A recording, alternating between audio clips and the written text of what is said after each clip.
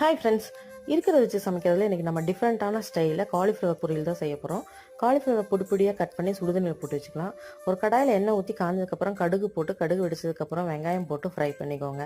இப்போ நம்ம சுடுதண்ணியில் போட்டு வச்சுருக்கிற காலிஃப்ளவரை இதில் ஆட் பண்ணிவிட்டு கொஞ்சமாக தண்ணி விட்டு மூடி வச்சுருங்க. அது அப்படியே வேகட்டும். இதுக்கு நடுவில் ஒரு 3 உருளைக்கிழங்கு எடுத்து நம்ம நல்லா தோல் சீவிட்டு பொடி பொடியாக வெட்டி தண்ணியில் போட்டுக்கலாம்.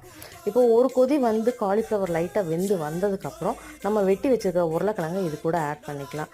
ஏன் ரெண்டாவது ஆட் பண்ணுறேன்னா, உருளைக்கிழங்கு வந்து ரொம்ப சாஃப்டாக சீக்கிரம் வெந்துருங்கனால காலிஃப்ளவர் முதல்ல போட்டு ஒரு வேக்காடு விட்டுட்டு அதுக்கப்புறம் உருளைக்கிழங்கு நான் ஆட் பண்ணிக்கிட்டேன்.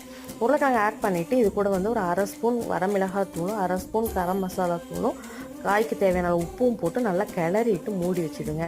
தண்ணி சுண்டுற வரைக்கும் நல்லா வெந்ததுன்னா போதும். காய் சூப்பராக இருக்குங்க. டேஸ்ட் டிஃப்ரெண்ட்டாக இருக்கும். நான் இதை வந்து பச்சைப்பயிறு பருப்புக்கு தான் சைட் டிஷ்ஷாக செஞ்சேன். நீங்கள் சாம்பார், ரசம் எது கூட வேணாலும் சாப்பிட்லாம். முக்கியமாக தயிர் சாப்பாட்டுக்கு சூப்பராக இருக்கும். செஞ்சு பார்த்து எப்படி இருக்குன்னு